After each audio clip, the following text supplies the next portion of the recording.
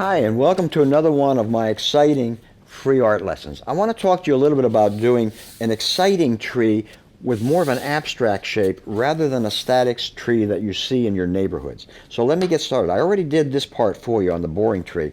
Let's do the exciting tree. This is basically going to be one color.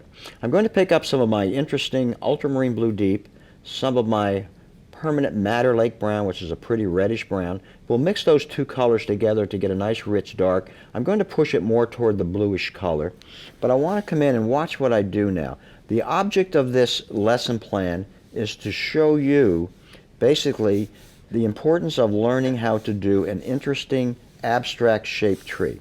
So I'm going to have branches coming off. No one has come out and pruned this tree, in other words. The folks here, this is a wilderness tree. It's in the woods near a stream, as an example. That's where I found this particular photograph that I did of this tree. But notice all of a sudden the interesting difference between this tree and this tree over here.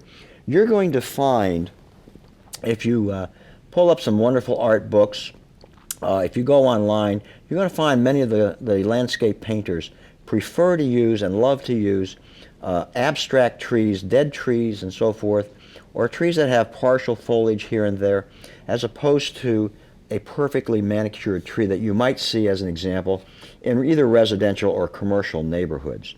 Those are done by landscapers, and they're there for the purpose of design and so forth for the neighborhood. But in this case, this is the beauty of nature, and nature, to me, is very beautiful. The beauty of nature is not in perfection, but rather in its imperfection. It's sort of like us, with our fallacies and our flaws and so forth. It's what makes us special and dynamic. So that's what we want in our trees. We want special and dynamic. So I'm going to come in and just give you an example of how to simply put in an interesting tree. Now, one of the things I want to do, I'm going to take and move down to a little bit of flat brush. I'm going to just splatter in, as an example, the illusion, and everything is an illusion in painting. I'm going to splatter in the illusion that there are some old dead leaves on this. This is a tree that's late in winter. It's an old tree and so forth, but it's going to have some foliage in it. Moving right along here, we're going to finish this up in just a moment for you. I would always encourage you to practice doing these little exercises and do them over and over again. Keep your mindset that you want to go out on a location, you want to see nature firsthand. And if you do that, you're going to have a lot of fun with studying nature. Go out with your friends, your other artist friends and so forth.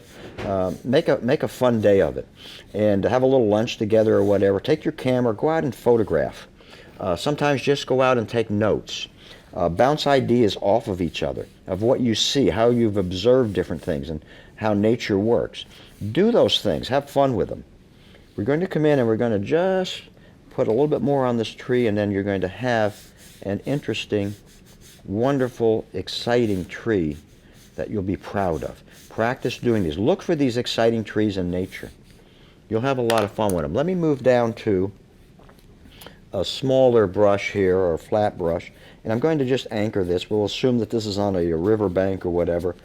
And what I want to do is, again, I want to come in and splatter just a little bit of the leaves on here, just to give you the idea that we got some dead leaves on this old tree, to give it a little character, in other words. Maybe a little bit more leaves in one area, a little bit less in another area. Try this one more time. And that's how simple it can be to do an exciting tree. What tree is more fun to look at? This one, which is very boring, or this one, which is very exciting? I hope you'll practice this on your own. Have a lot of fun with it, and we'll talk to you soon. Thanks.